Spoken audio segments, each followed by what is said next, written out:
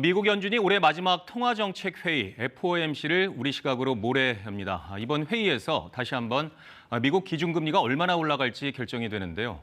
최근 파월 연준 의장이 금리 인상 속도 조절을 시사한 터라 이번에는 인상폭이 줄어들지 않겠느냐는 기대가 나오고 있습니다. 지구촌 돋보기에서 홍춘욱 프리즘 투자자문 대표와 함께 자세히 알아보겠습니다. 자, 연준이 지난 FOMC까지 4연속으로 기준금리를 0.75%포인트 인상하는 이른바 자이언트 스텝을 밟았는데요. 이번에는 0.5%포인트만 올릴 거라는 관측이 많은 상황이죠.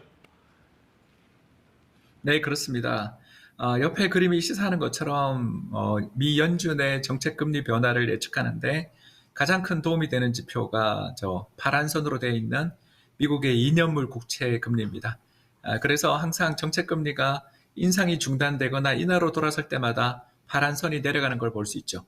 그런데 지금 보시면 최근 미국의 2년 만기 국고채 금리가 4.3% 초반, 거의 이 정도 레벨까지 내려온다는 건 금융시장의 참가자들이 느끼는 현재 연준의 정책금리 인상의 속도가 느려지거나 또 조만간 동결될 것이라는 그런 기대를 가지고 있기 때문에 벌어진 일이라 생각됩니다. 네. 이런 관측이 나오는 데는 인플레이션이 정점을 찍었다고 보는 시각이 많아졌기 때문인 것 같은데요. 물가가 이제 좀 잡히는 걸까요? 예, 일단 저는 그렇게 보고 있습니다. 그림을 한번 보시면 좋을 것 같은데요. 국제 유가와 식량 가격의 관계를 보여주는 그림인데요. 국제 유가가 폭락한 다음에는, 저 빨간 선으로 표시되어 있는 국제 유가가 폭락한 다음에는 항상 그 뒤에 파란 선으로 표시된 국제 식량 가격이 떨어지는 것을 볼 수 있습니다. 왜 이런 일이 벌어지냐 하면 바로 바이오 연료 의무 혼합 비율 제도 때문인데요. 간단하게 말씀드려서 전체에 들어가게 되는 휘발유의 5에서 20% 정도까지를 바이오 에탄올이나 바이오 디젤 같은 그런 콩이라든가 또는 옥수수를 정제해서 만든 기름들을 넣도록 의무 비율이 있습니다. 결국 국제 유가가 상승하는 시기에는 바이오 에탄올이나 디젤에 대한 수요가 증가하면서 국제 곡물 가격이 상승하고, 반대로 최근처럼 국제 유가가 떨어지고 휘발유 가격이 안정되는 시기에는 바이오 연료에 대한 수요도 둔화되면서 곡물 가격이 안정되는 것입니다. 결국 현재의 저런 국제적인 곡물 가격, 휘발유 가격의 하향 안정들이 나타나는 것은 적어도 한 3개월에서 6개월 정도가 지난 다음부터는 전체적인 경제의 외식 물가라든가 다양한 교통요금까지도 안정적인 하락세가 나타날 수 있다는 점에서 일단 제 생각에는 2023년 상반기 정도까지는 물가의 안정 흐름이 나타날 것이라고 생각됩니다. 네. 사실 연준이 금리의 인상폭을 조정하겠다는 것이지 이제 그만 올리겠다거나 금리를 내리겠다는 것은 아닌데요. 미국의 기준금리가 앞으로 얼마나 더 올라갈까요? 이제 이 문제를 살펴보기 위해서는 미국의 연방준비제도 이사회 멤버들이 표시해주는 점도표, 그림에 잘 나와 있는데요. 일단 밑에 있는 연도가 뭐냐면 2022년 말에 연준의 멤버들이 생각하는 평균적인 정책금리가 몇 %예요? 라고 물은 건데, 지금 그림에 표시된 것처럼 올해 연말에는 2.25에서 4.25에서 4.5% 정도가 적정하다라고 이야기를 했으니까 여기서 0.5%, 즉 빅스텝 한번 올리는 것이 거의 확실하다고 볼 수 있습니다.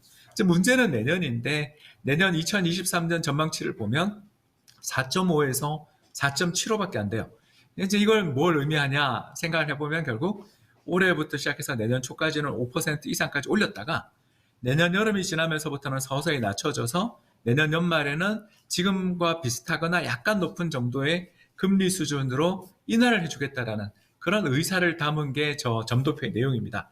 따라서 우리는 일단 현재 주어져 있는 정보만 놓고 본다면 이번에는 금리 한 번 더 인상하고, 그리고 내년 초에 한두 번 정도 인상한 다음부터는 동결하다 연말 인하를 점쳐볼 수 있는데, 물론 이거는 곧 열리게 될 12월 FOMC에서 새로운 점도표가 제시될 테니까요. 그때 한 번 더 자세히 이 변화가 얼마나 크게 나타나는지를 보시는 게 좋을 것 같습니다. 네.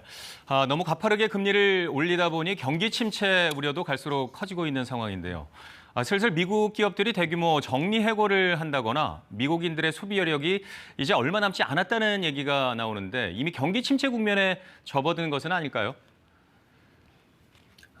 부인하기 어려운 말씀인 것 같습니다. 일단 미국의 제조업 체감 경기 지표라고 해서 이제 저희들이 흔히들 PMI 지표 또는 ISM 제조업 지수라고 부르는 지표들이 있는데 이 지표가 경기 판단의 기준선이라 할 수 있는 50을 하회하고 있습니다. 이게 무슨 말이냐 하면 50% 이상이면 경기를 좋다고 전망하는 분이 많은 거고요.